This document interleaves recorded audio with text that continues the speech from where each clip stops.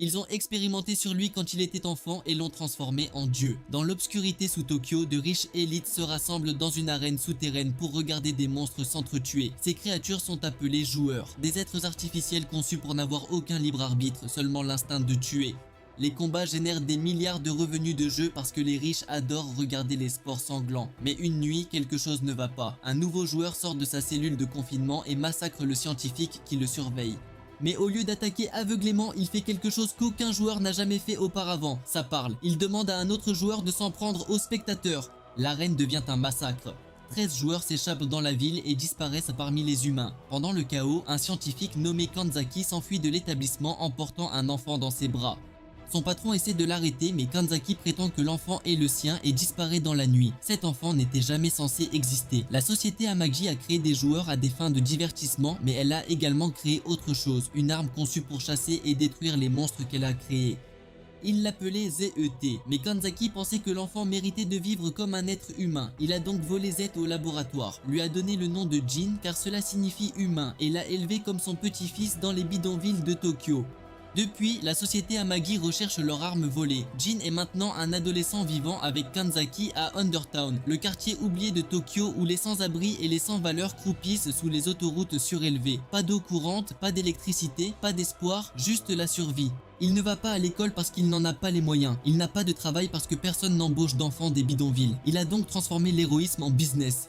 Lorsque quelqu'un est agressé ou harcelé, Jin se présente et propose son aide pour 10 000 yens. Pas d'argent, pas de sauvetage. Un après-midi, une femme se fait coincer dans une ruelle par 3 voyous qui lui font clairement comprendre qu'ils n'acceptent pas un non comme réponse. Jin apparaît au sommet d'un mur et propose de la sauver moyennant ses honoraires habituels. Elle est tellement désespérée qu'elle accepte sans hésiter. Jin saute et détruit les 3 voyous en quelques secondes. Il se déplace comme s'il s'était battu toute sa vie, esquivant leurs attaques en rebondissant entre les murs et les assommant avec des frappes précises. La femme est choquée par la force de cet adolescent aléatoire. Quelques instants plus tard, un garçon nommé Kuga apparaît dans une tenue de héros en herbe, furieux que Jin ne l'ait pas appelé en renfort. Il commence à donner des leçons à Jin sur le travail d'équipe et les procédures tandis que sa sœur cadette, Kanoa, lui dit de se calmer. Kuga est obsédé par une émission télévisée intitulée Alpha sur un super-héros qui combat le mal et protège les innocents. Il entraîne Jin lors de patrouilles à travers la ville, se faisant passer pour un champion de la justice. Jin pense que c'est stupide mais il l'accepte parce que Kuga est son seul ami. La différence entre eux est évidente. Kuga voit les criminels tandis que Jin voit les gens en danger. Kuga veut vaincre le mal tandis que Jin veut juste être payé parce qu'il comprend quelque chose que la vie privilégiée de Kuga ne lui a jamais appris. La survie passe avant tout et la justice ne vous remplit pas l'estomac. Lorsque la femme essaie de payer Jin, Kuga l'entraîne avec colère parce qu'il pense que la justice ne devrait jamais demander de récompense. Jin crie toujours pour son argent alors que Kuga le tire. Au parc, Jin remarque que Konoha a un bandage sur la main et lui montre sa propre marque, un symbole en forme d'anneau incrusté dans sa paume qu'il appelle l'anneau de l'ange. Kanzaki lui a dit de le cacher à tout le monde mais il le montre parce qu'ils sont ses amis. Konoha dit que son bandage n'est qu'une égratignure, alors Jin lui dit de cracher dessus parce que son grand-père lui a appris que les humains ont des pouvoirs de guérison naturelle. Il ne sait pas à quel point il se trompe. Plus tard dans la journée, la femme retrouve Jin et lui verse l'argent qu'elle a promis. Son nom est Akami et elle donne à Jin sa carte de visite tout en lui promettant de lui acheter à manger un jour. Jin empoche l'argent et rentre chez elle sans trop y penser. Mais quand il arrive à Undertown, quelque chose ne va pas. Il y a du cramoisi partout. Les corps de ses voisins sont éparpillés sur le sol. Alors le cœur de Jin se met à battre alors qu'il court vers sa maison. À l'intérieur, Kanzaki est affalé contre le mur avec des blessures sur tout le corps. Jin ne comprend pas ce qu'il voit parce qu'il pense que tout le monde dort. Il se précipite vers Kanzaki et essaie de le réveiller, promettant de cracher sur ses blessures car c'est ce que son grand-père lui a toujours appris. Mais Kanzaki soupire parce qu'il sait que ce qu'il a dit à Jin était un mensonge. Jin demande pourquoi tout le monde dort et Kanzaki lui dit qu'ils ne dorment pas. Ils sont partis. Jin ne comprend pas ce que ce mot signifie. Alors Kanzaki utilise ses dernières forces pour le serrer fort dans ses bras et lui donner sa dernière leçon. La violence est ce qui met chacun dans son état actuel, et c'est le résultat contre lequel il le mettait toujours en garde. Puis Kanzaki arrête de respirer. Jin ne comprend toujours pas parce qu'il pense que son grand-père est juste fatigué. Il charge le corps de Kanzaki sur un chariot et le traîne sous une pluie battante jusqu'à une clinique voisine, frappant à la porte et implorant de l'aide. Le propriétaire ouvre la porte et exige le paiement, mais Jin n'a qu'une poignée de pièces. Le propriétaire le repousse et claque la porte parce qu'il ne se soucie pas des problèmes d'un enfant sans abri. Jin pousse le chariot sous la pluie, passant devant des maisons avec des lumières chaudes à l'intérieur. Il voit des familles dîner ensemble, rire, être heureuses. Il ne comprend pas les émotions qui envahissent son corps parce qu'il n'a jamais ressenti quelque chose de pareil auparavant. Il essaie d'appeler Kuga en utilisant le téléphone spécial qu'ils ont partagé, mais au manoir Amaji, le père de Kuga l'attrape avec le téléphone et le casse avant que Kuga ne puisse répondre. L'appel tombe du côté de Jin, il semble donc que son seul ami l'ait ignoré dans ses heures les plus sombres. En désespoir de cause, Jin se souvient de la carte de visite d'Akemi et la retrouve. Elle l'emmène immédiatement, lui et le corps de Kanzaki, à l'hôpital sans poser de questions. Lorsque les détectives arrivent, ils reconnaissent le motif de la blessure car il correspond à un attaquant en série qu'ils traquaient, quelqu'un qu'ils appellent le monstre du vent. Le détective Sayama remarque à quel point Jin semble détruit à l'intérieur. Il tend à Jin un pendentif ayant appartenu à Kanzaki et lui dit que lorsque les choses deviennent difficiles, il doit garder la tête haute car il ne trouvera pas d'espoir sur le sol. Jin a demandé ce qu'est l'espoir, alors Sayama montre la pièce où se repose Akemi et lui dit quel est son espoir maintenant. Akemi propose d'accueillir Jin sans hésitation. Elle lui donne un bain, le nourrit et le traite comme un membre de la famille. Dans la baignoire, elle dit à Jin d'arrêter d'appeler sa femme et d'appeler sa grande sœur à la place. Elle demande s'il a déjà pris un bain avec sa mère auparavant et Jin répond qu'il n'a jamais eu de parents, juste son grand-père. Akemi le serre fort dans ses bras parce qu'elle peut voir à quel point il est brisé. Jin ressent une vague d'émotion qu'il n'a jamais ressentie auparavant et il se met à pleurer sans comprendre pourquoi. Car la dernière fois que quelqu'un l'a tenu ainsi, c'était avant que son grand-père n'arrête de respirer. Mais le cauchemar n'est pas terminé. Le lendemain, Jin et Akemi font du shopping ensemble. Elle est heureuse et il essaie de l'être. Mais sur le chemin du retour, une langue jaillit de nulle part et transperce Akemi à travers la poitrine. L'attaquant en série a trouvé Jin. C'est un joueur, un monstre de type caméléon qui peut étendre sa langue comme une lame. Il révèle que c'est lui qui a mis fin à Kanzaki et à tous les autres à Undertown parce qu'il chassait spécifiquement Jin. Il peut sentir ce qu'est réellement Jin. Jin se tient devant Akemi pour la protéger, mais le monstre le poignarde à la poitrine et le jette comme un déchet. Avant que le monstre ne puisse achever Akemi, elle parvient à le renverser, mais il lui coupe le visage et laisse une profonde cicatrice. Quelque chose s'éveille à l'intérieur de Jin. Ses yeux changent et ses cheveux se redressent tandis que des éclairs crépitent autour de son corps. L'anneau de l'ange à sa main commence à briller parce que quelque chose au plus profond de lui réagit au danger. Dans une explosion d'énergie, Jin se transforme. Son corps est recouvert d'une combinaison noire moulante avec un visage en forme de masque, le faisant ressembler à un démon. Le monstre caméléon a à peine le temps de murmurer un mot, charisme, avant que Jin se lance sur lui et l'efface d'un seul coup. Jin redevient normal et s'évanouit immédiatement parce que son corps ne peut pas supporter la tension. Lorsqu'il se réveille à l'hôpital, Akemi est vivant. Son visage est marqué. Elle sourit alors qu'elle serre Jin dans ses bras. Pour l'instant, Jin a trouvé une nouvelle famille. Les années passent et Jin est maintenant un jeune homme vivant à Undertown, faisant toujours payer 10 000 yens aux gens pour les sauver. Akemi tient un stand de nourriture à proximité et rêve d'économiser suffisamment d'argent pour envoyer Jin à l'école. Mais Jin lui dit de ne pas s'en soucier parce qu'il va bien, il reste avec elle pour toujours. Elle répond en lui donnant une nugget ludique sur la tête. Pendant ce temps, Kuga est devenu le golden boy de la famille Amagi.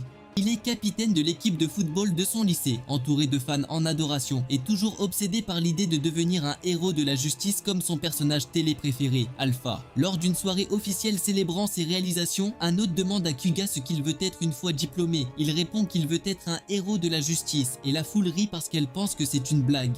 Mais Kuga ne rit pas parce qu'il pense chaque mot. Il a réuni une équipe d'anciens employés d'Amagi Corporation qui croient en sa vision. Ils ont développé des prototypes de gadgets et ont patrouillé la ville la nuit à la recherche de crimes à mettre fin. Ainsi, lorsqu'un pyromane commence à incendier des bâtiments à travers Tokyo, Kuga y voit une opportunité de prouver qu'il est un véritable héros. Le pyromane est en réalité un joueur capable de générer et de contrôler le feu. Il brûle des bâtiments simplement parce qu'il aime voir les choses brûler. Jin consent lorsque les joueurs sont à proximité, alors il remarque également les incendies. Tous deux arrivent dans un bâtiment en feu la même nuit. À l'intérieur, une famille est coincée parce que la mère a perdu connaissance à cause de la chute d'une étagère. Kuga calcule les risques et conclut qu'ils ne peuvent pas sauver tout le monde. La meilleure solution est donc de laisser la mère derrière soi et de sauver les enfants. Jin l'ignore complètement. Il prend la mère dans ses bras, la met sur le lit avec les enfants et leur dit de tenir bon. Ensuite, il les transporte tous à travers un sol effondré pour les mettre en sécurité, en utilisant uniquement leur volonté car il refuse de laisser qui que ce soit derrière lui. Kuga regarde avec incrédulité parce que ses calculs disaient que c'était impossible, mais Jin l'a quand même fait. Mais Jin n'a pas fini car le pyromane est toujours à l'intérieur. Le problème est que Jin a laissé sa gomme d'activation spéciale à la maison. Cette gomme a été développée par Amagi Corporation pour aider Jin à déclencher sa transformation sans traumatisme émotionnel extrême. Donc sans cela, Jin ne peut pas se transformer sur commande. Le pyromane trouve Jin et reconnaît immédiatement qui il est. Il se transforme en sa vraie forme, une monstrueuse créature de feu, et commence à battre Jin tout en le narguant sur la façon dont les joueurs sont supérieurs aux humains et ne devraient plus avoir à se cacher. Jin lui dit de se taire. Le pyromane le poignarde à la poitrine, mais au lieu de descendre, Jin sent l'anneau de son ange s'activer car la douleur déclenche quelque chose au plus profond de lui. La foudre entoure son corps alors qu'il se transforme en ZET. Jin utilise le spray extincteur de Kuga pour empêcher les flammes de guérir le monstre, puis l'engloutit dans un tourbillon d'air qui l'étouffe complètement car le feu ne peut pas brûler sans oxygène. Le pyromane a fini, mais quelque chose ne va pas. Le cœur de Jin bat une fois puis s'arrête. Il s'effondre alors que son pendentif se brise sur le sol parce que son corps ne peut pas supporter la transformation incomplète. Konoha récupère le pendentif cassé au moment où les pompiers arrivent. Jin est transporté d'urgence à l'hôpital dans un état critique. À l'hôpital, la presse organise une conférence louant Kuga comme le héros qui a sauvé la famille. Son père profite de l'occasion pour promouvoir la technologie d'Amagi Corporation. Kuga connaît la vérité. Jin était le véritable héros, mais il reste silencieux parce que son père le lui a dit. Pendant ce temps, le grand-père de Kuga, Mitsugai, apprend l'existence de Jin. Il est le président d'Amagi Corporation et l'homme qui a créé les joueurs il y a des décennies. Il recherche Z depuis que Kanzaki l'a volé, alors il ordonne à ses hommes de récupérer Jin immédiatement. Jin se réveille dans une pièce étrange et voit Akimi retenu par un monstre à travers une fenêtre. Jin leur crie de la laisser partir. L'anneau de son ange s'active tout seul car sa rage est écrasante. La foudre explose autour de son corps alors qu'il se transforme et brise la barrière de verre qui les sépare. Il combat le monstre avec tout ce qu'il possède, mais son pouvoir est instable car sa transformation n'est pas complète. Le monstre le bat en le traitant de faible et d'incomplet. Juste au moment où cela semble désespéré, la colère de Jin atteint son paroxysme et il met fin au monstre d'un seul coup de poing qui brise tout son corps. Mais lorsque Jin aperçoit son reflet dans un miroir, il se fige car un monstre le regarde. Il ne se reconnaît pas. Un scientifique qui surveille le combat explique la situation. La transformation de Jin est incomplète et sa structure cellulaire se détériore rapidement. S'il ne bat pas tous les joueurs à proximité, son corps s'effondrera car ses facteurs Z doivent éliminer toutes les menaces pour se stabiliser. Il y a un autre joueur dans la pièce, Akimi. Jin refuse de le croire et crie à l'équipe de Mitsugai de la ramener à la normale. Mais avant que quoi que ce soit n'arrive, l'un des gardes du corps tire une balle dans la tête d'Akimi. Jin tombe à genoux, désespéré. Alors Mitsugai révèle la vérité. Ce n'était pas vraiment un Kimi parce que c'était un clone, une illusion créée pour tester les limites émotionnelles de Jin. La vraie Akemi est toujours en vie, tenant toujours son stand de nourriture, ignorant complètement ce qui s'est passé. Jin peut à peine gérer cela parce qu'il a été manipulé et que ses émotions ont été utilisées contre lui. Mitsugai se présente correctement comme le président d'Amagi Corporation. Il est le créateur original des joueurs et révèle tout ce que Jin ne savait pas sur son passé. Jin a été créé dans les laboratoires Amagi comme une arme conçue pour détecter et détruire les joueurs. Les scientifiques l'appelaient ZET, mais Kanzaki pensait que Jin méritait de vivre comme un humain, alors il l'a volé au laboratoire et l'a élevé comme son petit-fils. Mitsugai a désormais besoin de l'aide de Jin car les joueurs en fuite vivent parmi les humains depuis des années. Certains se sont intégrés pacifiquement tandis que d'autres ont attaqué secrètement les gens. Jin est le seul à pouvoir les retrouver. Jin demande pourquoi il devrait aider les personnes qui ont créé les monstres en premier lieu. Mitsugai lui dit la dure vérité. Les joueurs peuvent sentir Jin tout comme il peut les sentir. Tant que Jin existe, tout le monde autour de lui est en danger car les joueurs chasseront toute personne connectée à lui. La seule façon de protéger les personnes qui lui sont chères est de rester loin d'elles pour toujours. Jin est dévasté, mais il accepte de travailler avec Mitsugai sous certaines conditions. Il veut que Mitsugai répare la cicatrice faciale d'Eikimi et l'aide à retrouver l'enfant qu'elle a perdu il y a des années. En échange, Jin deviendra Z et chassera les joueurs.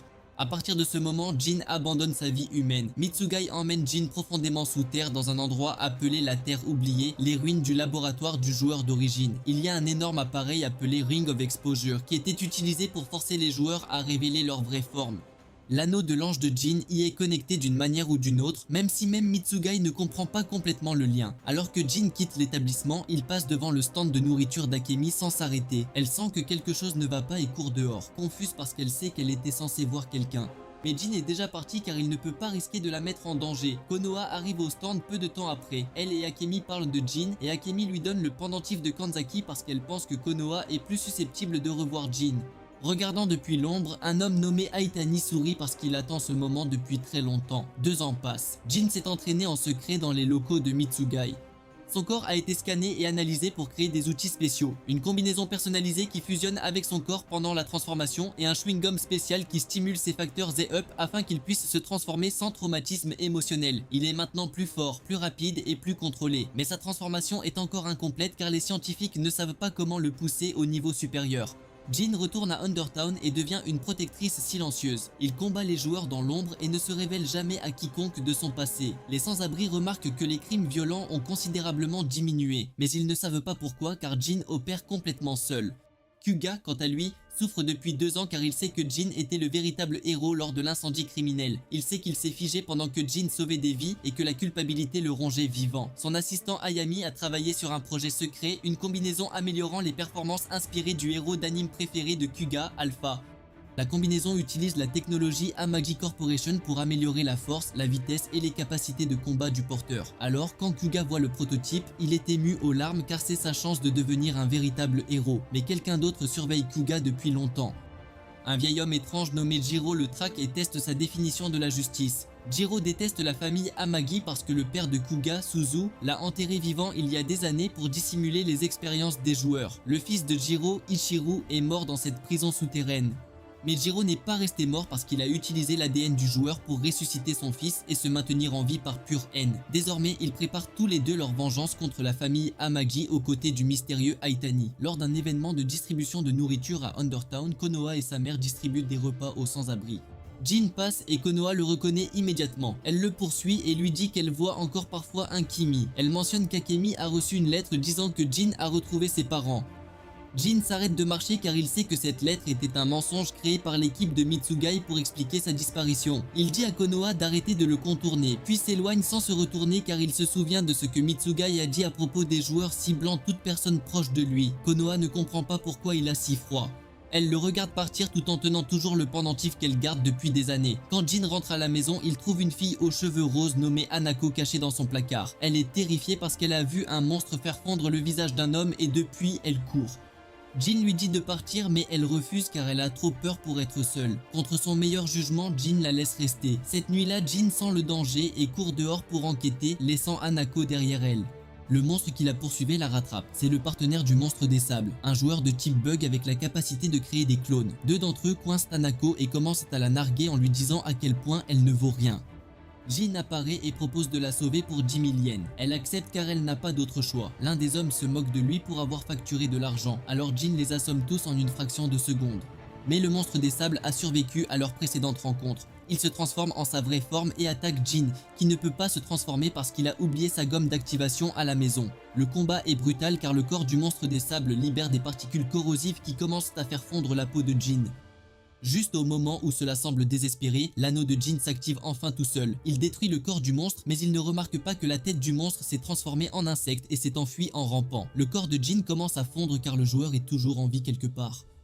Le balayeur arrive, un personnage masqué qui sert une communauté de joueurs appelée les mots. Son travail consiste à éliminer tout joueur qui enfreint les règles en attaquant des humains. Alors il achève la tête du monstre des sables et sauve la vie de Jin. Mais ensuite il touche Jin avec son épée. Rien ne se passe. Le balayeur est confus car son épée devrait dissoudre tout joueur qu'elle touche. Mais Jin ne s'est pas dissous parce qu'il n'est pas un joueur, mais il n'est pas humain non plus. Avant que le balayeur puisse enquêter davantage, Aitani apparaît de l'ombre. Il dit au balayeur de reculer car Z ne le concerne pas. Jin a demandé qui était Aitani et Aitani sourit simplement parce qu'il surveille Jin depuis très longtemps. Il se souvient même du jour de la naissance de Z. Il dit à Jin de prendre bien soin de la fille qu'il porte, puis disparaît dans l'obscurité. L'équipe de Mitsugai explique ce qui s'est passé. Le balayeur travaille pour une communauté appelée les méchants, des joueurs qui ont décidé de vivre en paix parmi les humains. Ils ont des règles strictes et tout joueur qui les enfreint est éliminé par le balayeur. Mais Aitani semble jouer un jeu différent car c'est un mal qui manipule à la fois les humains et les joueurs pour son propre agenda. Pendant ce temps, Kuga reçoit enfin sa combinaison alpha terminée. C'est une armure blanche avec des ailes sur le front et une cape fluide, exactement comme son héros d'anime préféré. Il pleure quand il le voit parce que c'est tout ce dont il a toujours rêvé. Mais Jiro a préparé un test. Il appelle Kuga et lui dit que 3 de ses fans féminines seront attaquées à moins qu'il ne les sauve. Mais il y a un piège. Sa sœur Konoha se noierait au même moment à la piscine de l'école. Kuga ne peut sauver qu'un seul groupe, les fans ou sa sœur, il doit donc faire un choix. Il choisit sa sœur. Lorsqu'il arrive à la piscine, Konoha va tout à fait bien car elle n'a jamais été en danger. Tout cela n'était qu'un piège. Les 3 fans sont partis pour toujours. Jiro rappelle Kuga et lui dit qu'il a échoué au test parce qu'un véritable héros sauve des étrangers, pas la famille. La justice n'est pas censée être personnelle. Kuga est dévasté parce qu'il a essayé d'être un héros et 3 innocents sont partis à cause de son choix. Au même moment, Jin rencontre Konoha en marchant avec Hanako. Konoha voit Hanako s'accrocher au bras de Jin et son cœur se serre parce qu'elle envisage de lui rendre son pendentif. Jin lui dit d'arrêter de venir parce qu'il se souvient de l'avertissement de Mitsugai concernant les joueurs ciblant ses proches. Konoha ne comprend pas. Elle le regarde s'éloigner avec une autre fille et sent quelque chose se briser en elle. Deux frères monstres insectes font leur geste. Ils emmènent Konoha et son ami Tomomi pour attirer Jin dans un piège. Un frère combat Jin sur les toits tandis que l'autre torture les filles dans une pièce cachée. Jin perd énormément car sans sa gomme d'activation, il ne peut pas se transformer. Le monstre le bat jusqu'à ce qu'il soit couvert de pourpre tout en le narguant sur sa faiblesse. Mais Jin refuse d'abandonner parce qu'il continue de penser à Konoha et Tomomi blessés quelque part à proximité. Il réfléchit à ce que signifie protéger quelqu'un et le poids de la vie d'une autre personne rend tout son corps lourd. Il se rend compte que c'est vraiment ce que l'on ressent lorsqu'on se soucie de quelqu'un, alors il décide de continuer à se battre, peu importe ce qui arrive à son corps. Ses facteurs Z commencent à augmenter d'eux-mêmes car sa détermination déclenche quelque chose au plus profond de lui. Pendant ce temps, Konoha est torturé par l'autre monstre insecte. Il lui coupe le cou juste assez pour la faire saigner parce qu'il aime la terroriser. Le traumatisme est si intense qu'elle perd le contrôle de sa vessie. Kuga arrive dans sa combinaison alpha et trouve Konoha blessée. Il la met en sécurité mais elle a perdu beaucoup de liquide. Jin trouve enfin la pièce où étaient détenues les filles et les libère. Mais avant qu'il ne puisse s'échapper, le monstre insecte le poignarde à travers la poitrine par derrière. Jin devrait avoir fini, mais à la place, l'anneau de son ange s'active. Sa transformation s'arrête parce qu'il n'est pas assez fort pour atteindre sa pleine puissance. C'est alors qu'Aitani apparaît. Il dit à Jin que la douleur n'est plus la clé de sa transformation parce que Jin a évolué au-delà de ce stade. Ce dont il a besoin maintenant, c'est de toute autre chose. Aitani sort un pieu fabriqué à partir de fragments de l'anneau d'exposition, l'énorme appareil de la Terre oubliée qui oblige les joueurs à révéler leur véritable forme. Il dit à Jin que ce pieu est connecté à l'anneau de son ange d'une manière que même Mitsugai ne comprend pas. Puis il le poignarde dans la poitrine de Jin. La douleur dépasse tout ce que Jin a jamais connu. Son corps se saisit violemment alors que le pieu est absorbé dans sa chair. La foudre explose autour de lui alors qu'un orbe blanc se forme au centre de sa poitrine. Puis Jin entre en éruption. Un pilier de lumière rouge jaillit dans le ciel, visible de toute la ville. L'onde de choc détruit le bâtiment autour de lui car la libération d'énergie est écrasante. Lorsque la lumière s'estompe, Jin a enfin atteint sa forme complète. Son corps est rouge au lieu de blanc, ses cornes sont plus longues et plus pointues. Son aura est écrasante car il ressemble à un roi démon. Aitani regarde avec satisfaction car le charisme est enfin né. La forme rouge de Jin dépasse tout ce à quoi on pouvait s'attendre.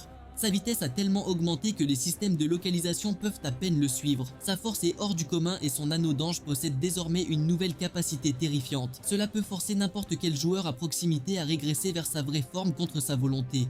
Jin traque le monstre bug restant et active son anneau. Le monstre essaie de résister mais la puissance de l'anneau d'exposition l'emporte sur son contrôle de soi car il est trop fort pour se battre. Son déguisement humain se brise alors que sa véritable forme est révélée.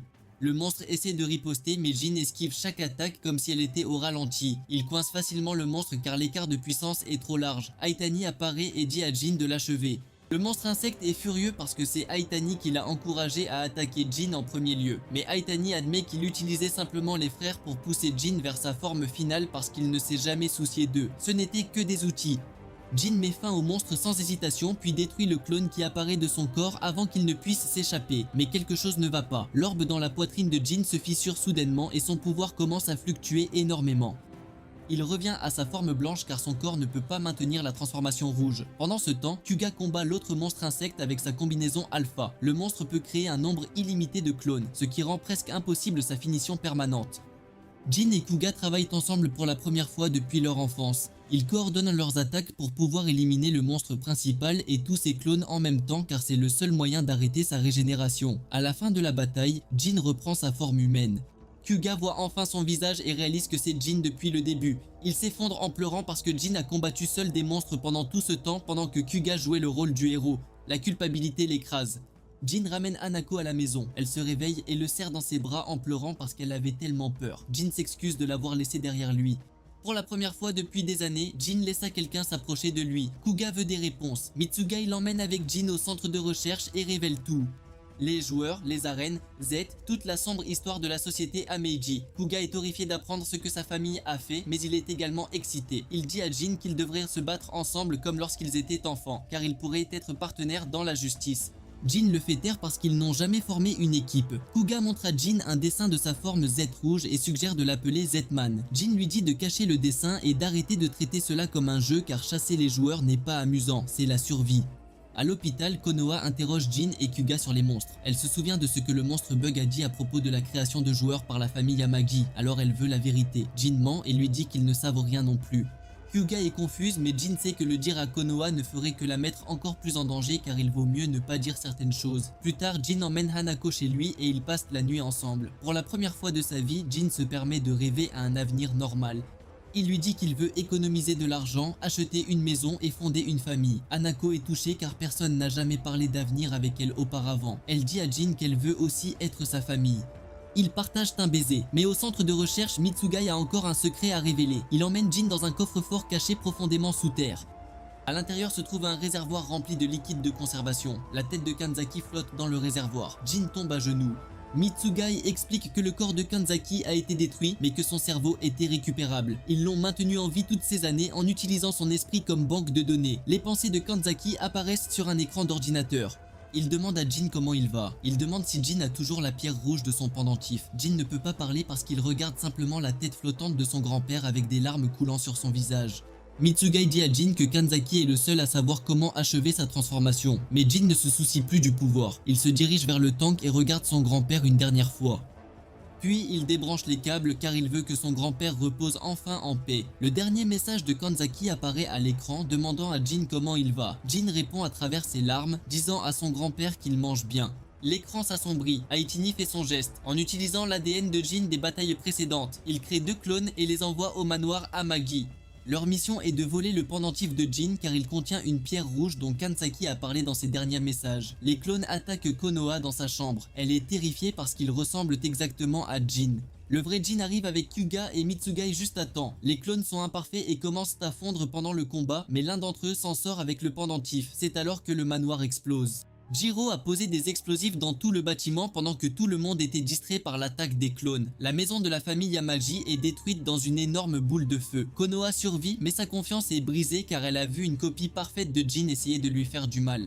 Comment peut-elle faire confiance à quelqu'un maintenant? Pendant ce temps, les maux de tête d'Hanako s'aggravent parce qu'elle se dispute avec ses parents au sujet de ses choix de vie. Elle a l'impression que personne ne la comprend à part Jin.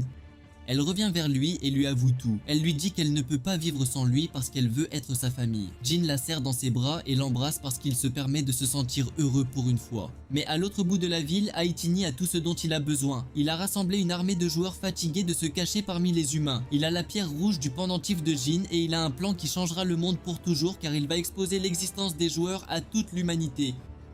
Pendant ce temps, le méchant maître contacte Jin et lui demande son aide pour arrêter Haitani. Jin est d'accord car Haitani doit être arrêté avant de tout détruire. Kuga se tient au bord de la piscine de l'école. Konoha flotte sur le dos dans l'eau et lève les yeux vers le plafond de verre. Ses yeux semblent calmes, son corps tendu. Elle se retourne brusquement et coule un instant.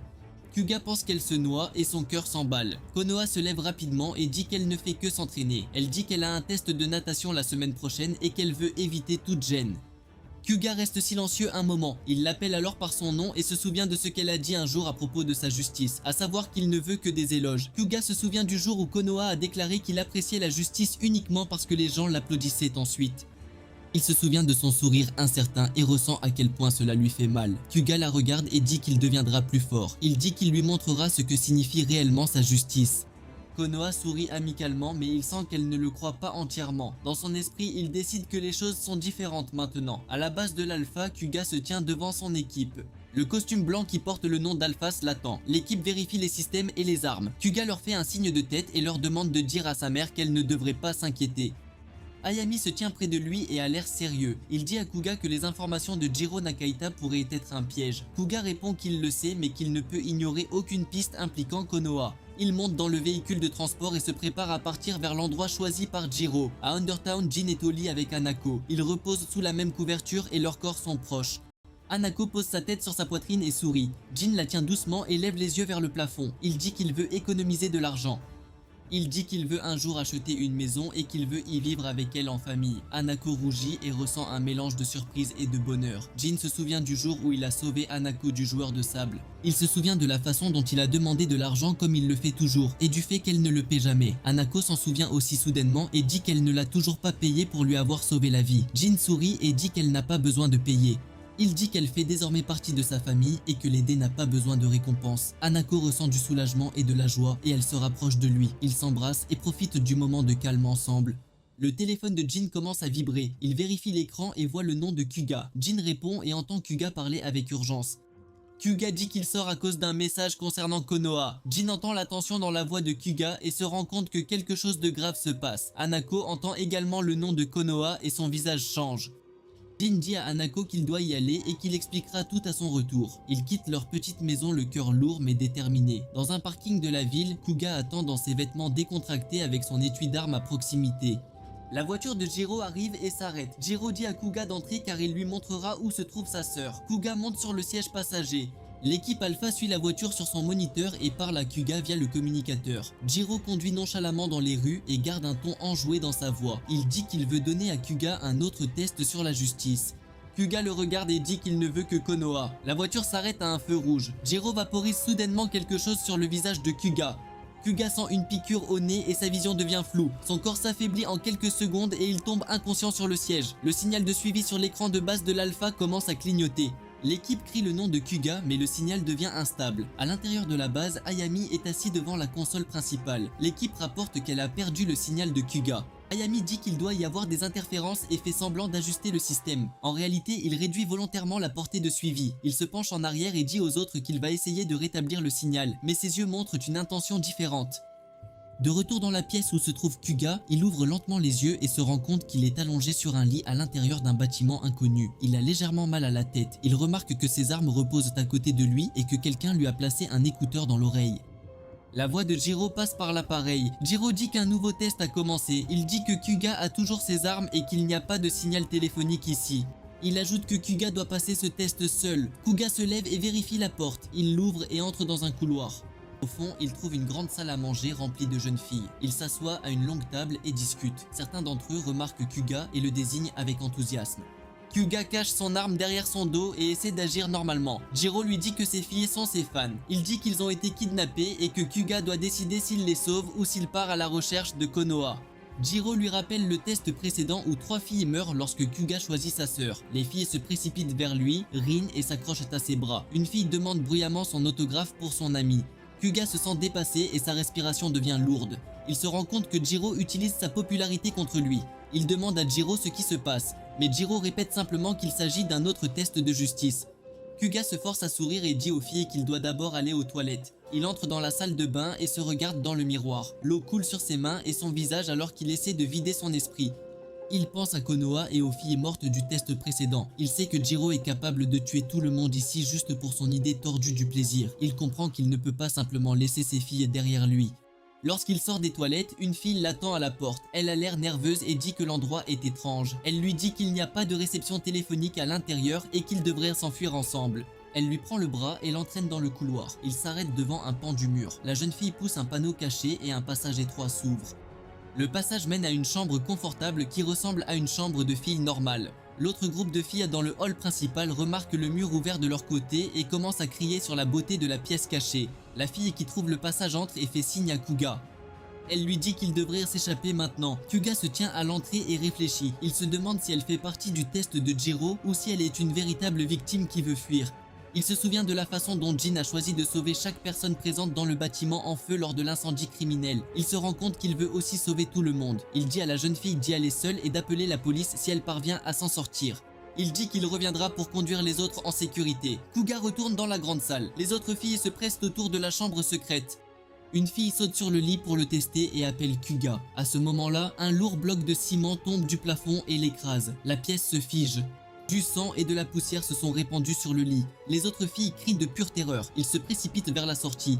Kuga crie et leur dit d'arrêter car l'endroit est plein de pièges. Mais la panique prend le dessus. La fille qui avait demandé un autographe plus tôt passe devant lui et le gifle. Elle crie que tout est de sa faute et le traite de meurtrier. Elle dit qu'il aurait dû leur parler du danger. Kuga essaie de la raisonner mais elle n'écoute pas. Le groupe déferle dans le couloir. La porte au fond s'ouvre et ils voient un ascenseur. Certains se précipitent. La porte se ferme derrière une fille et se verrouille, la piégeant dehors. Les autres restent à l'intérieur avec la fille aux cheveux roses qui observe tout tranquillement et tente de comprendre le comportement de Kuga. De lourds pas métalliques résonnent dans le couloir. Kuga regarde vers le son et voit un homme-machine géant approcher. La créature ressemble à un énorme homme de métal avec des marteaux en guise de main. La voix de Jiro dit à Kuga que c'est la prochaine partie du test. Il dit que l'ascenseur au bout du couloir mène à son emplacement. Il demande ensuite si Kuga essaiera de l'atteindre ou s'il restera et combattra la machine pour protéger les filles. Kuga regarde les filles tremblantes derrière lui. Son corps lui fait encore mal suite à un entraînement antérieur, mais il lève son arme. Il dit qu'il ne peut pas les laisser mourir. Il s'avance et charge l'homme-machine. La machine balance ses bras de marteau avec une force écrasante.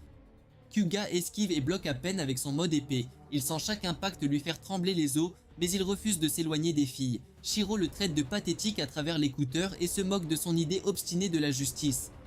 Dans une autre partie de la ville, Konoha est assise dans le petit appartement d'Akimi. Elle tient une lettre dans ses mains et regarde les mots. Akimi prépare le thé et regarde son invité. Les yeux de Konoha semblent gonflés à cause des pleurs et de l'épuisement. Elle est venue là-bas parce qu'elle ne peut plus rester au manoir Amagi. Akami dit à Konoha que la situation chez les Amagi est désormais dangereuse.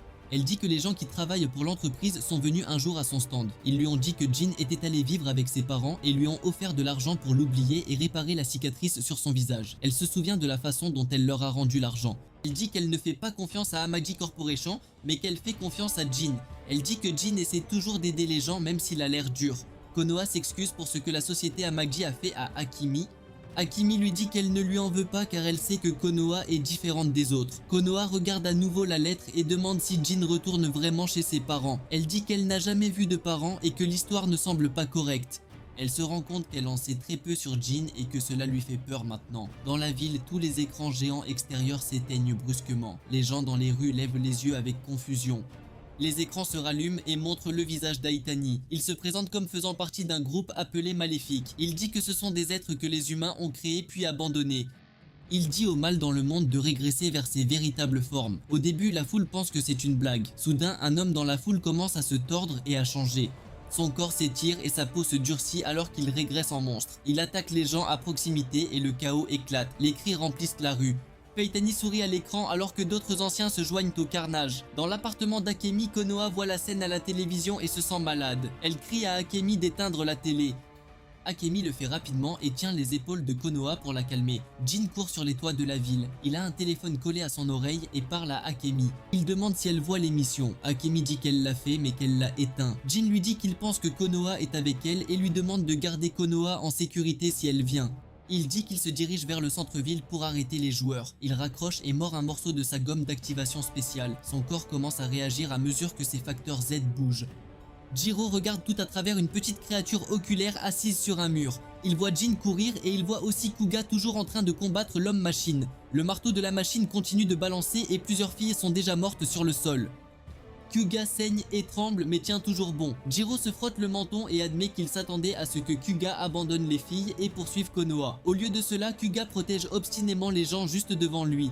Jiro ricane et dit dans l'oreillette que la justice de Kuga a encore un défaut. Il dit qu'il manque encore quelque chose de vital dans le cœur de Kuga. Jin court dans les rues dévastées pendant que l'émission d'Aitoni continue sur tous les grands écrans. De plus en plus de gens autour de la ville régressent sans retenue. Les monstres bloquent les sorties et entourent les groupes d'humains comme des proies. Jin mâche complètement sa gomme d'activation et sent son corps changer. Sa bague d'ange brille sur sa main, il saute au milieu d'une foule paniquée et se transforme en ZET.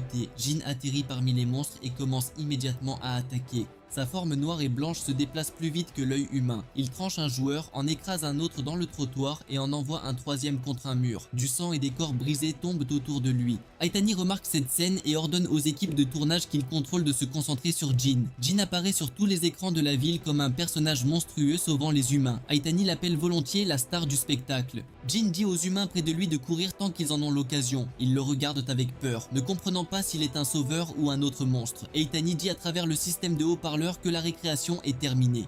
Il dit que le vrai spectacle commence enfin maintenant que Z apparaît. Il le qualifie de création d'Amagi Corporation et leur reproche le chaos. Dans la maison familiale, Hanako regarde l'émission à la télévision. Elle voit l'image de Z sur l'écran et reconnaît Jin sous le masque. Sa tête lui fait soudain mal et elle gémit. Une silhouette sombre se tient derrière elle. Avant qu'elle ne puisse se retourner complètement, la personne l'assomme et l'emporte. Aitini continue de parler sur les écrans. Il dit au public que la société Amagi a créé les joueurs et a également créé Z. Il déclare que tous les décès qui surviennent désormais reposent sur leur tête. La panique se propage encore plus à mesure que de plus en plus de gens entendent cela. À l'intérieur du bâtiment du piège mortel, Kuga combat toujours l'homme-machine. Les marteaux en métal lourd se balancent à une vitesse violente. Kuga utilise son mode épée pour dévier les coups, puis passe en mode arme pour tirer sur les articulations. Chaque impact lui fait mal aux bras et aux jambes, mais il ressent quelque chose d'étrange en lui. Il ressent de l'excitation, il se rend compte que c'est pour lui le sentiment d'une vraie justice, une justice qui combat le mal face à face. Kuga parvient enfin à pénétrer profondément dans le corps de la machine et expose la matière organique à l'intérieur. Il comprend qu'il ne s'agit pas seulement d'un robot mais d'un joueur. La machine le repousse et l'envoie s'écraser contre un mur. Kuga se remet sur pied et charge à nouveau. Il passe rapidement de l'épée à l'arme à feu et détruit finalement le joueur machine. De la tête cassée de la machine, une petite créature en forme de I sort. Il glisse sur le sol et grimpe sur le mur.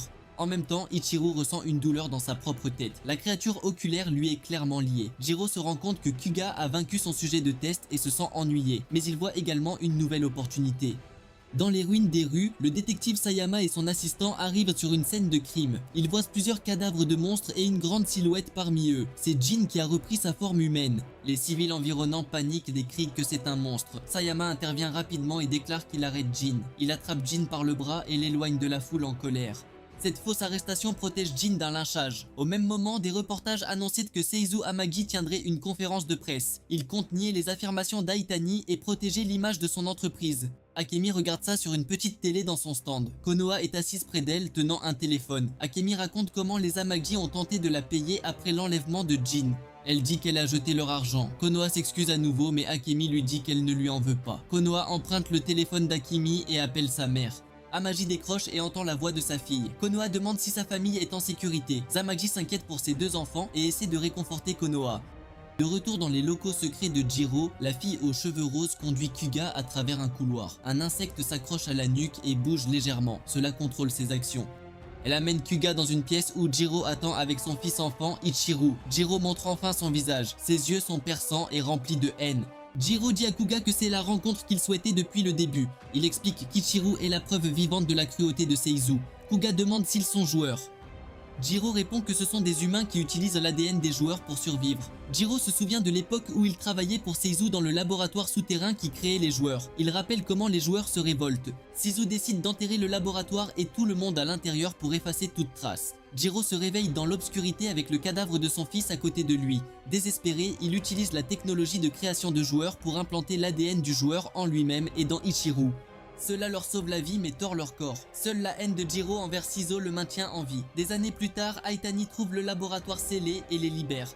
Jiro dit qu'il a élevé Ichiru avec des histoires de haine. Il dit qu'il veut se venger de Shizu et veut que Kuga devienne celui qui tue son propre père. Il affirme que ce sera la forme ultime de justice. Ayami entre dans la pièce et se tient à côté de Jiro. Kuga le voit et se rend compte que Ayami travaille avec Jiro depuis le début. La fille aux cheveux roses pointe soudainement l'arme de Kuga sur lui sous le contrôle d'Ichiru. Un petit insecte sur son cou palpite lorsqu'il bouge. Ichiru peut la tuer à tout moment. Ayami demande à Jiro de se calmer et de suivre le plan. Il dit que Kuga doit rester vivant en tant que symbole. Il révèle sa propre ambition. Il veut le contrôle d'Amagi Corporation.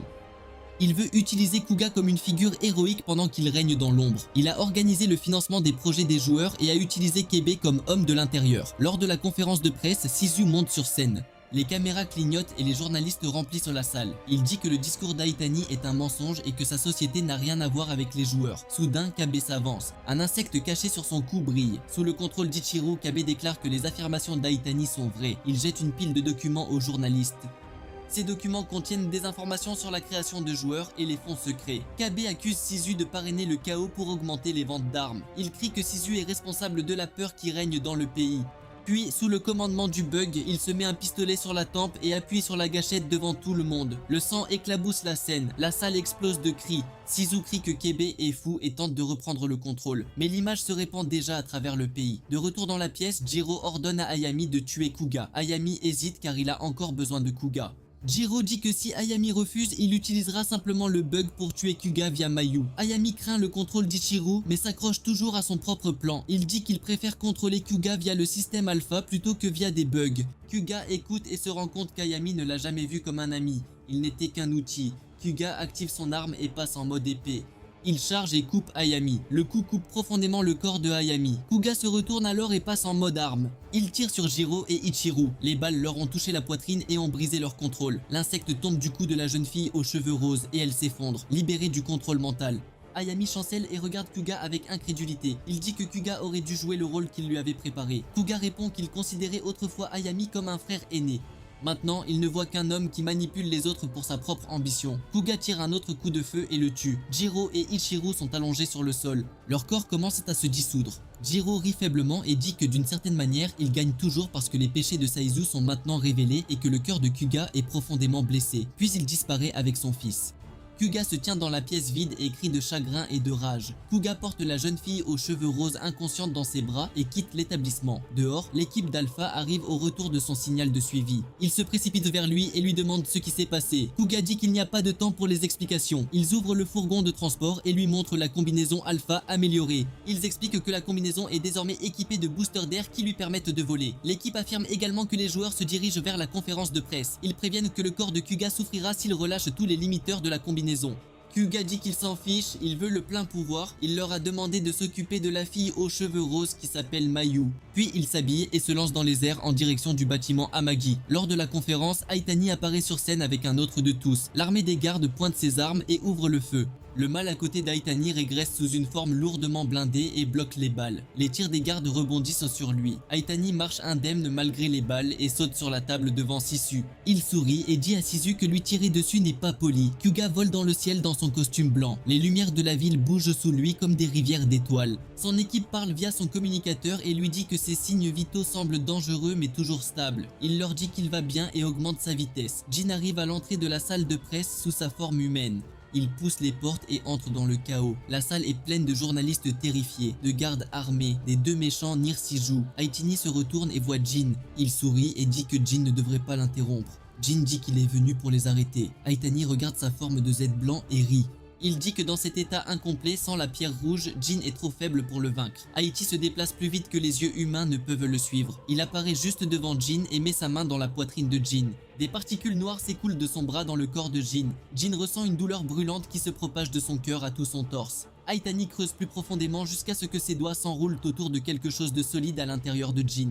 Aitani retire sa main. Jin tombe à genoux et halète. Dans la main d'Aitani se trouve le pieu rouge qu'il a enfoncé dans la poitrine de Jin pour activer sa forme rouge. La pierre sans lumière à la pointe brille désormais d'un pourpre profond. Aitani sourit et dit que Kanzaki voulait que Jin vive comme un humain mais a quand même laissé cette voie ouverte. Il dit que le vieil homme voulait probablement voir la vraie forme de Jin même s'il prétendait protéger son humanité. Jin essaie de se relever mais s'effondre à nouveau. Son corps tremble. Aitani le regarde et dit que la haine de Jin en ce moment est le vrai visage d'un joueur. Il dit que Jin ne peut pas le battre sous cette forme blanche. Il dit à Jin qu'il le tuera bientôt s'il refuse d'accepter son destin. Aitani se détourne alors de lui et regarde la panique qui règne dans la pièce. Dehors, la combinaison de Kuga atteint sa limite de sortie. La puissance traverse chaque partie de son corps. L'équipe lui demande s'il ressent des étourdissements ou des engourdissements. Kuga dit qu'il se sent plus fort que jamais. Sa voix semble à la fois excitée et instable. L'équipe lui dit qu'elle peut réenclencher les limiteurs en cas de problème. Kuga dit qu'il ne devrait rien retenir. Konoha se tient à la porte d'Akemi. Elle tient un petit sac et semble déterminée. Akemi essaie de la persuader de rester parce que la ville est désormais dangereuse. Mais Konoha dit qu'elle ne peut plus se cacher. Elle dit que Jin et Kuga sont tous les deux face au monstre et qu'elle doit voir ce qui se passe. Elle s'excuse auprès d'Akemi pour avoir causé des problèmes. Akemi s'excuse également de ne pas pouvoir aider davantage. Les deux partagent un doux sourire et Konoha s'en va. De retour dans la salle de conférence, Aitani se tient au milieu de la foule terrifiée, le pieu rouge à la main. Jin est allongé sur le sol, respirant superficiellement. Aitani sent la haine de Jin grandir et dit qu'il aime ce look. Il laisse ensuite tomber le pieu devant le visage de Jin. Il lui dit de le ramasser s'il veut vivre et s'il veut avoir le pouvoir de protéger quoi que ce soit. Kuga s'écrase à travers une fenêtre dans sa combinaison alpha. Du verre pleut autour de lui. Il se retourne dans les airs et atterrit devant Aitani. Le mâle blindé charge immédiatement Kuga. Kuga réagit avec un pur instinct. Il tranche le mâle d'un seul coup puissant. Le monstre tombe en 2 morceaux. Les journalistes sont choqués de voir un garçon en armure blanche apparaître devant eux comme un sauveur. Sisu regarde la scène avec de grands yeux. Il reconnaît son fils à l'intérieur du costume. Kuga se précipite vers Jin et s'agenouille à ses côtés. Jin lui dit de retirer le pieu rouge d'Aitani. Kuga lève les yeux et voit le pieu par terre. Son scanner à visière identifie le matériau. Le système l'associe à la pierre rouge qui se trouvait autrefois dans le pendentif de Jin. Sisu voit Jin et le montre du doigt. Il crie que c'est Jin qui a envahi leur maison et détruit leur manoir. Il ordonne à Kuga de tuer Jin. Plusieurs soldats en costume noir de style alpha se tiennent derrière Sisu. Leur armure ressemble à celle de Kuga mais plus sombre et plus lourde. Sisu dit qu'Alpha n'est qu'un prototype et qu'il peut en produire davantage en série s'il le souhaite. Il considère les costumes et les soldats comme des outils jetables. Kuga regarde son père et Jin. Il entend son père lui ordonner de tirer. Au lieu de cela, il lève son arme et la pointe sur Sisu. Sisu le regarde avec incrédulité. Kuga dit que son père est la racine du mal qui a déclenché tout cela. Il l'accuse de créer des joueurs, de dissimuler des crimes et de traiter les gens comme des pièces sur un échiquier. Jin regarde avec choc. Les soldats pointent leurs propres armes sur Kuga. Les alarmes de danger de la combinaison l'avertissent que plusieurs armes sont verrouillées sur lui. Kuga hésite un bref instant. Il tire alors. Au même instant, Hamaji court en avant. Elle se jette entre Kuga et Suzu. La balle lui touche la poitrine. Un deuxième coup frappe Suzu et le tue. Les deux parents tombent au sol. Le sang se répand autour d'eux. La pièce tombe un instant dans un silence stupéfait. Puis, un à un, les membres du public se mettent à crier. Certains joueurs dans la foule décident qu'ils n'ont plus besoin de se cacher. Ils régressent vers leur forme monstrueuse. Les membres s'étirent, la peau change de couleur et les dents poussent à mesure qu'elles bougent. Le chaos remplit la salle. Itani sourit et déclare que les joueurs dirigeront désormais le monde. Un joueur s'élève dans les airs et contrôle des orbes flottants qui brillent avec une lumière laser. Les orbes lancent des rayons qui traversent les murs et les piliers. Une partie du mur de la salle de conférence explose vers l'extérieur. Dehors, Konoha arrive au bâtiment et voit des gens courir depuis l'entrée. Les policiers bloquent le passage et retiennent la foule. Elle crie qu'elle est une Hamaji et que sa famille est à l'intérieur. Le détective Sayama entend sa voix. Il la reconnaît et convainc les policiers de la laisser passer. Il l'accompagne dans le bâtiment. La fumée et la poussière remplissent les couloirs. Les sirènes et les cris résonnent partout. Dans la camionnette de surveillance, l'équipe de Kuga surveille les paramètres de sa combinaison. Ils voient que la production d'énergie reste élevée, mais que le marqueur de charge corporelle passe au rouge. L'un d'eux affirme n'avoir jamais testé la combinaison dans ces conditions. Mayu s'assoit à côté d'eux et lève les yeux vers le bâtiment. Ses mains tremblent. Elle ne s'inquiète pas du costume, mais de Kuga lui-même. Elle sait qu'il vient de tirer sur ses parents et craint pour son esprit. Dans la salle de conférence détruite, Kuga combat le joueur laser. Il bloque les poutres, riposte et saute par-dessus les débris qui tombent. Les soldats Black Alpha tirent sur d'autres monstres. Les corps des humains et des joueurs s'entassent sur le sol. Jin essaie de se relever, mais sa poitrine brûle toujours à cause de l'attaque d'Aitani. Il gémit et retombe. Aitani se penche et place le pieu rouge devant la main de Jin. Il dit à Jin que tout le monde dans la pièce va bientôt mourir. Il dit que Jin mourra également s'il n'accepte pas ce pouvoir. Aitani répète que la forme rouge fera de Jin le charisme du mal, celui qui les dirigera. Jin tend la main vers le bûcher, sa main tremble. Kuga le voit et lui crie dessus. Dit que Jin ne peut pas accepter ce pouvoir car il appartient au camp ennemi. Il dit que la pierre semble maudite. Jin hésite. Au même moment, le joueur laser tire un autre barrage sur Kuga. Kuga détruit les orbes laser et enfonce son épée dans le corps du joueur. L'ennemi explose dans une pluie de lumière. Konoha et Sayama entrent dans la salle à ce moment-là. Konoha voit les corps sur le sol, les monstres, la fumée et la scène brisée. Elle voit son père et sa mère allongés ensemble alors qu'elle court vers eux et tombe à genoux. Elle pleure et les appelle. Elle se rend compte que son père est mort. Sa mère respire encore faiblement. Aitani parle à nouveau et dit à Jin qu'il a besoin d'aide pour décider. Il fait signe à ses partisans. L'un d'eux entraîne Hanako dans le hall. Elle a l'air pâle et confuse. Aitani annonce devant tout le monde que Jin va bientôt mourir. Hanako crie le nom de Jin, mais la perversité la tient fermement. Jin essaie de bouger, mais la douleur le cloue au sol. Kuga tourne son arme vers le pieu rouge. Il tire et l'éloigne de la main de Jin pendant un moment. Il crie que Jin ne doit pas l'utiliser. Aitani rit et ordonne aux joueurs restants d'attaquer. Des bombes et des poutres pleuvent sur la salle. Une explosion éloigne Jin du pieu. Lorsque la poussière se dissipe, Jin voit Hanako toujours détenue par la perversité et voit davantage de personnes mourir autour d'eux. Jin rampe vers le pieu rouge et l'attrape. Kuga court vers lui et lui prend le bras. Kuga dit que si Jin devient méchant, il devra le tuer. Jin hoche la tête. Il comprend que c'est une promesse entre eux. Jin enfonce le pieu dans sa propre poitrine. La pointe lui transperce la peau et s'enfonce dans son cœur. Sa bague d'ange s'éclaire d'une lumière intense. L'électricité traverse son corps. Ses pieds décollent du sol alors qu'il flotte dans les airs. Les éclairs et le vent tourbillonnent autour de lui. La salle entière tremble alors qu'une explosion d'énergie éclate vers l'extérieur. La lumière de la transformation de Jin jaillit à travers le plafond brisé et dans le ciel. Dans toute la ville, les gens ressentent une onde de choc. La balayeuse lève les yeux depuis un toit lointain et ressent l'énergie. Le maître du mal dans son bar le ressent aussi. Tous deux comprennent qu'une nouvelle étape a commencé. Le corps de Jin grandit et change. Son armure blanche devient complètement rouge avec des bords noirs. Ses cornes deviennent plus longues et plus pointues. Son orbe thoracique s'agrandit et brille comme un petit soleil.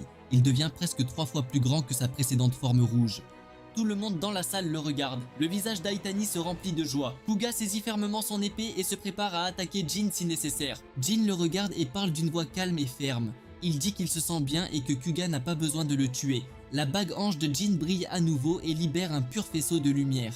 Le faisceau traverse la pièce. Partout où il passe, les joueurs cachés ne peuvent pas conserver leur déguisement humain. Ils régressent sous leur forme de monstres contre leur gré. Aitani régresse également et révèle son véritable corps maléfique. Il rit et dit que l'anneau d'exposition force le mal à se montrer et qu'il peut fixer ses formes de façon permanente. Konoha regarde sous le choc Hanako commencer à changer. La fille qui jusqu'à présent reste aux côtés de Jin régresse en joueuse et son corps change. Konoha se rend compte que Hanako a toujours été une joueuse. Itani écarte les bras et dit qu'il se sent enfin libre car il n'a plus à prétendre servir les humains. Un éclat de lumière jaillit de sa main et traverse plusieurs soldats de Black Alpha, les tuant instantanément. Un autre type de chevalier maléfique charge Kuga. Kuga le rencontre dans les airs et les deux échangent des coups. Des étincelles volent tandis que leurs armes s'entrechoquent. Jin se concentre sur les autres joueurs qui massacrent les humains restants. Il tue un chevalier électrique maléfique d'un seul coup. Un autre joueur se dissout dans le sable lorsque Jin frappe, ne laissant personne derrière lui. Konoha éloigne sa mère blessée de la zone de combat principale. Elle vérifie sa respiration et se sent soulagée de savoir qu'elle est encore en vie.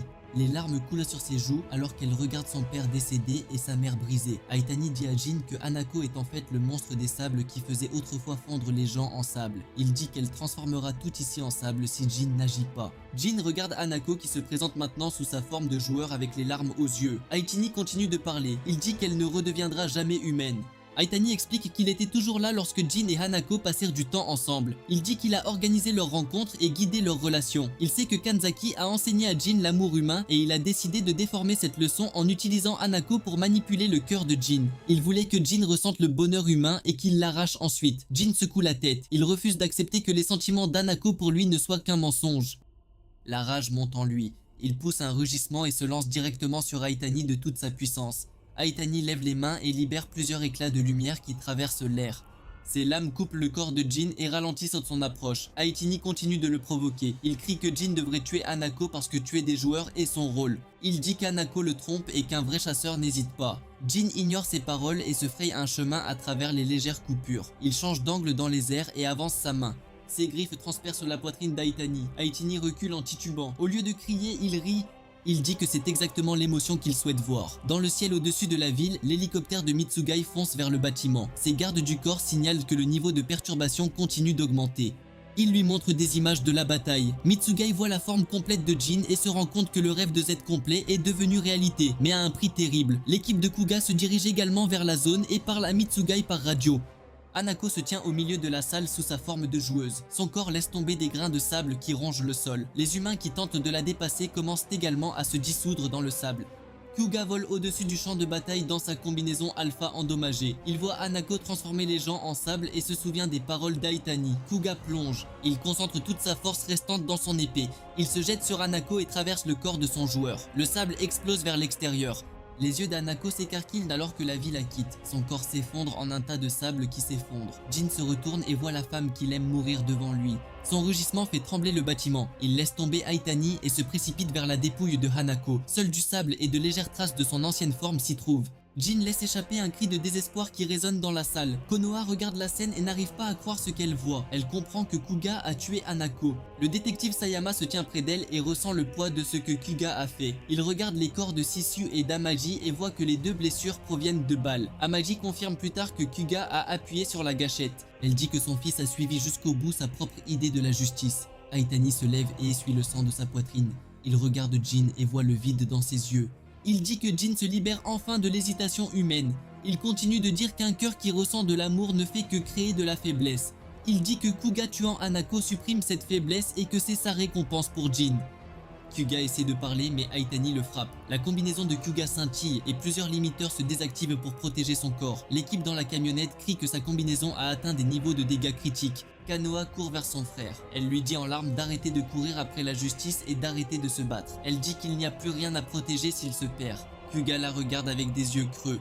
Aitani rit de toute la scène. Il se dirige vers Kuga et le plaque au sol avec un pied. Il se tourne alors vers Jin et lui dit d'en finir avec Kuga. Il dit qu'Alpha est le véritable ennemi parce qu'il a tué Hanako. Aitani remet l'épée de Jin Kuga et dit que le tuer achèvera sa transformation en charisme.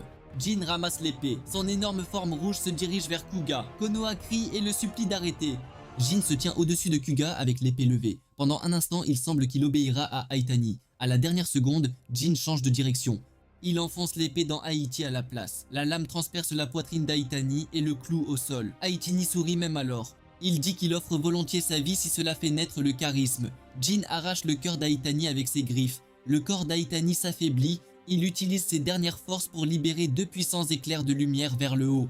Ces entailles ont touché le plafond fragilisé du bâtiment. Le toit commence à s'effondrer. D'énormes morceaux de béton et d'acier tombent vers Konoha et Sayama. Jin et Kuga réagissent en même temps. Jin utilise son corps géant pour écarter les plus gros morceaux. Kuga, même dans sa combinaison endommagée, se jette devant sa sœur et dévie quelques débris.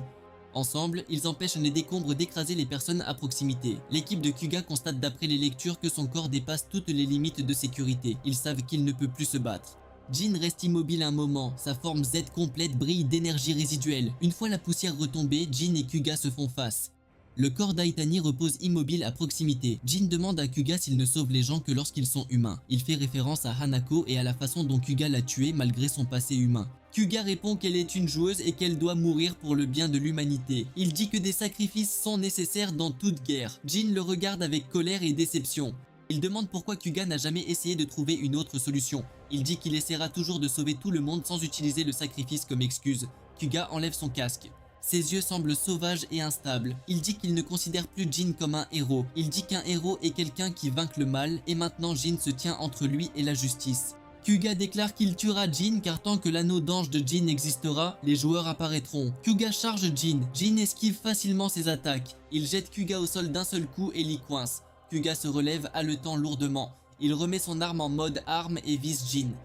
Konoha pleure et lui dit d'arrêter mais il n'écoute pas. Jin reste immobile, il ne bouge pas pour se défendre. Ses yeux arborent un regard fatigué mais déterminé. Les mains de Kuga tremblent lorsqu'il appuie sur la gâchette. Le coup de feu retentit dans la salle. 3 ans passent. La ville retrouve une étrange forme de vie normale. La nuit cependant, certains joueurs apparaissent encore dans les ruelles sombres.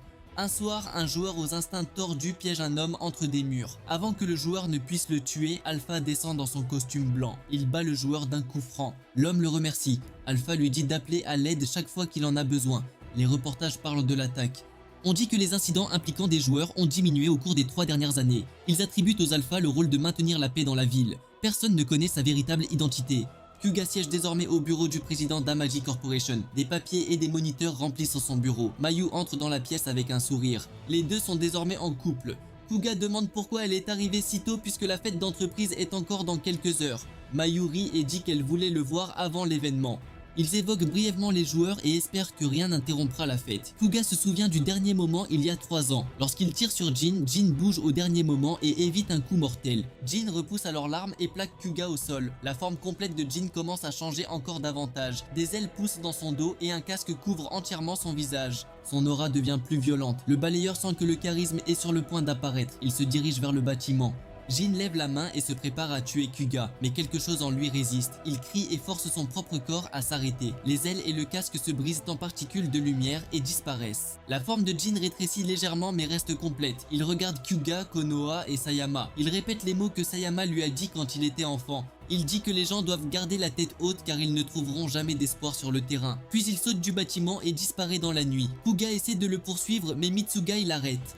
Mitsugai dit que Jin a toujours l'anneau d'exposition mais que les enseignements de Kanzaki gardent son cœur humain. Il dit qu'Aitani échoue parce qu'il ne peut pas effacer l'humanité de Jin. Il explique que les joueurs sont nés avec l'instinct de tuer et que lui et Kanzaki ont essayé d'utiliser cet instinct pour détruire les autres joueurs.